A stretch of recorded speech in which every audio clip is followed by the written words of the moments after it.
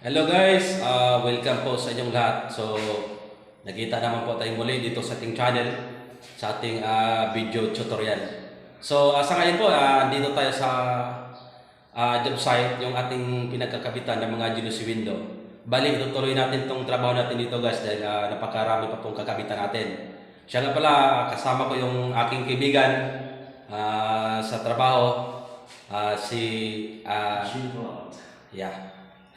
So, siya yung pinakamatalik kong kaibigan. So, bali, ang gagawin natin ngayon, mayroon tayong pag-uusapan kung ano bang pamamaraan o tamang pamamaraan sa paghasa ng tinatawag natin na jealousy window, guys. Ituturo natin yung kung ano yung tama. Guys, ito po yung pag-uusapan natin. So, kung makikita nyo guys, may tinabas po tayo ditong tinatawag na jealousy blade. So bali, marami-rami ito siya guys. 700 plus na piraso yung kinating natin na jealousy blade. Ngayon, ang pag-uusapan natin kung ano ba yung tamang pamamaraan sa paghasa nito. Itong tinatawag natin na jealousy blade. Bali yung tamang pamamaraan na yung paghasa nito guys, ito lang yung gilid na hahasain natin. Ito, magkabilaan po ito siya.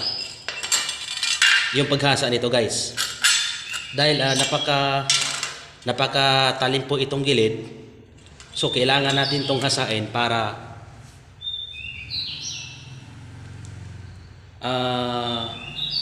kailangan natin itong hasain para hindi masusugat po yung ating kliyente.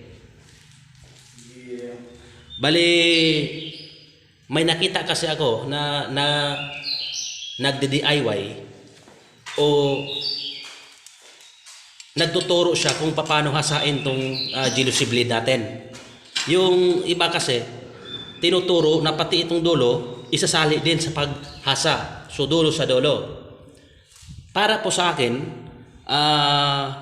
hindi naman po mali yung sinasabi niya. Kaya lang, pag ganito kadami yung hahasain natin guys, na isasali natin tong dulo sa dulo, mabagal po yung trabaho natin. So para sa akin po, hindi na dapat kailangan pang isali tong dulo sa dulo na hasain pa natin. Dahil kung tutuusin, ay hindi naman ito nahawakan ng ating kliyente. Pagka sinalpak kasi natin to sa ating jealousy frame, hindi na po ito mahawakan. So ang pinaka-importanteng hasain, itong banda lang sa gilid. So magkabilaan po ito.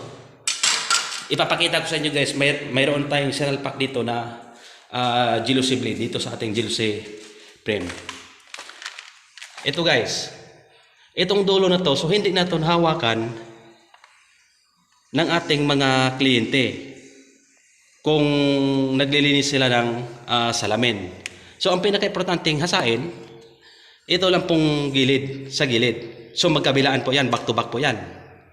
Dahil ito yung napaka-delikado. Pagka hindi natin to hinasa, so napaka-delikado po pagka naglinis yung kliyente natin. So, maaari pong masugatan po sila. Kaya ito yung pinaka-importanting part ng jealousy blade na hahasain natin guys. So, hanggat maaari, hindi na natin isasali itong dulo sa dulo.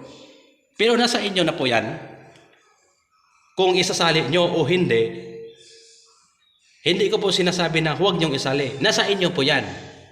Depende na po yan sa inyo. Pero para po sa akin, ito lang po yung kailangan nating hasain. Magkabilaan po yan. Dahil ito yung nahawakan ng kliyente natin guys. So itong dulo, wala namang problema. Hindi naman ito nahawakan ng kliyente natin. Para po sa akin guys, so hindi na po kailangang hasain itong dulo sa dulo. Pero nasa inyo na po yan. Kung para sa akin lang po. So hindi ko po sinasabi na mali po yung hahasain yung dulo sa dulo. Hindi ko po yan sinasabi. Ang sinasabi ko lang po, yung para sa akin, ito lang po yung hahasain natin. So, back to back po yan. Ayan.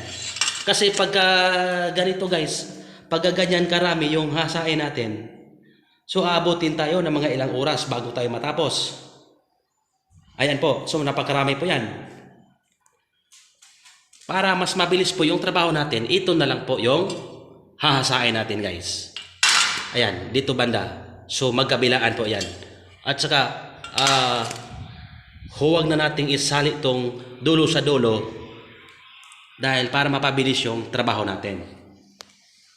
So, hanggang dito na lang po muna tayo guys. Kung may katanungan man kayo, so magtanong lang po kayo para mas lalo po kayong maliwanagan. God bless po sa inyo.